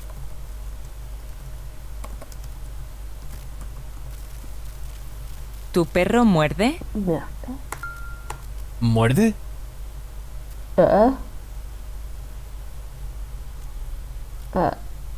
Skill mode. ¿Muerde?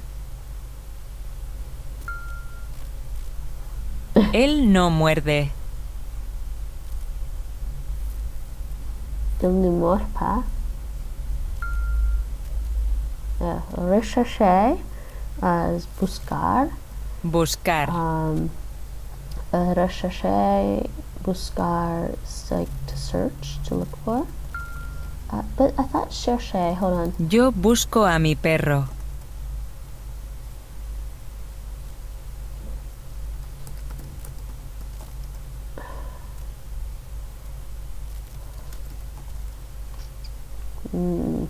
Yeah, so now they're using cherche.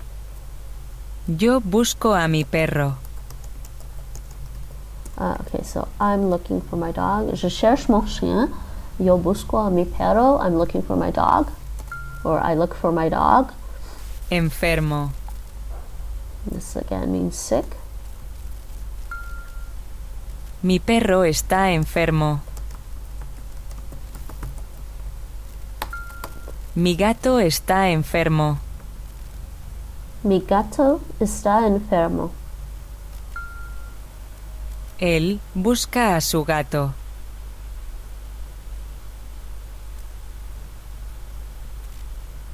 Il cherche son chat. Il cherche son chat. Ella no busca a su gato. Elle ne cherche pas son chat. Ella no busca a su gato. Ella no busca a su gato. She isn't looking for her cat. ¿Tu perro muerde?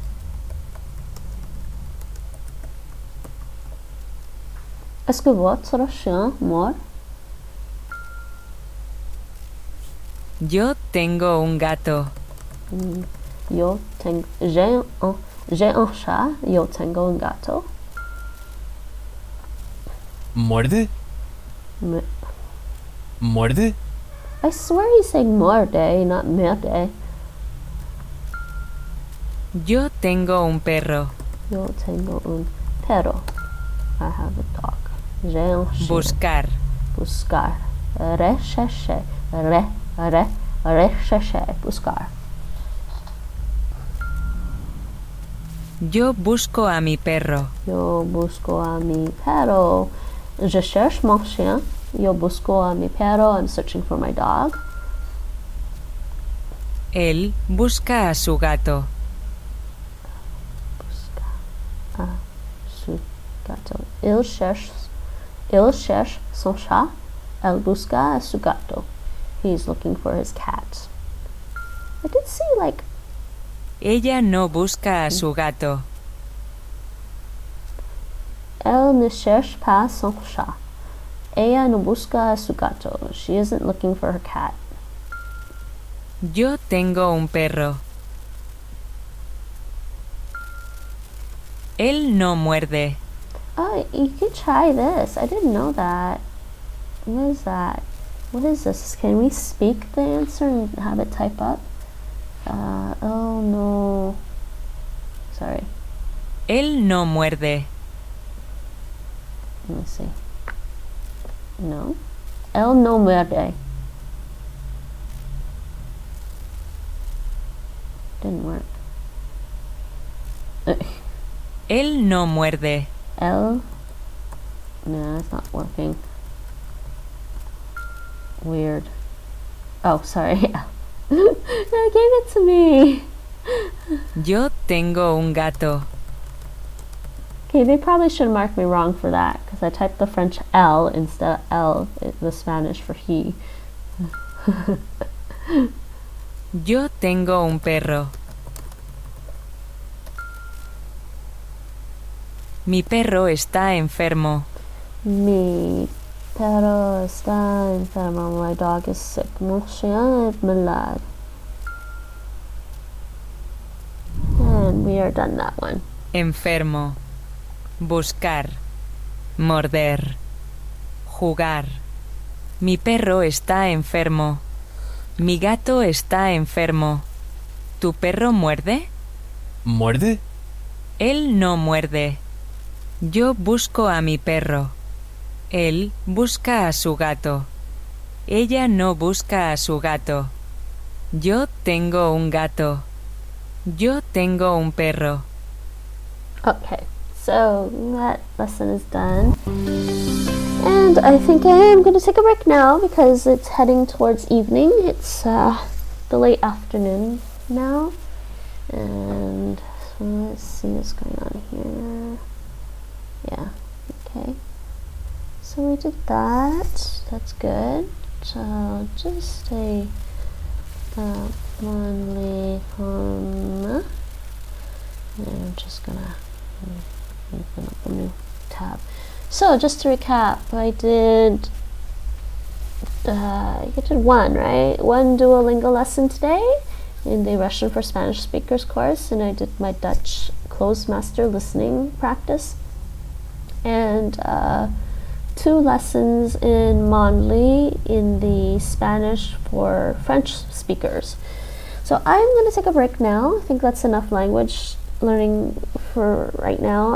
I'm trying to decide if I actually want to do more language stuff today or do more Assassin's Creed. I think I actually, it's been like over a year since I think I finished Assassin's Creed Odyssey, the main game for Assassin's Creed Odyssey. So I'm thinking, maybe I should just try to finish the DLC for Assassin's Creed Odyssey. I actually like the Assassin's Creed series. It's pretty fun. The Ezio storyline was really, really good. I actually do hope though that they do a little bit more about the present day in Assassin's Creed and not just everything in the past, because some of the present day story was really intriguing to me. But whatever. I mean, I actually really like Odyssey, and Assassin's Creed Origins was really, really good. Syndicate was also really good too. And I actually went back and played Black Flag and Rogue after Odyssey came out, because I wanted just to get, because Origins and Odyssey really brought me back to the Assassin's Creed world. After I finished Assassin's Creed 3, I didn't play the following games right away, except for Syndicate. So I went from Assassin's Creed 3 to Syndicate to Assassin's Creed Origins and Odyssey, and so I went back to play Black Flag and Rogue and some of the other ones that were in between Assassin's Creed 3 and Syndicate to kind of fill in a bunch of the story. But overall, I think it's a great series to play, and I am really having fun with Odyssey actually. So I think actually that is what I'm going to do later. But for now, I am going to take a break and actually get something to eat. It's way past my lunchtime, and think about what I'm going to have for dinner. So I think that's it. Fijne dag. And, or actually, fijne dag. It's not evening yet. And tot straks. I'm trying to remember if the Russian, Spanish for see you later is hasta luego, and the Russian is, I think it's do встречи. So, fijne dag, tot straks.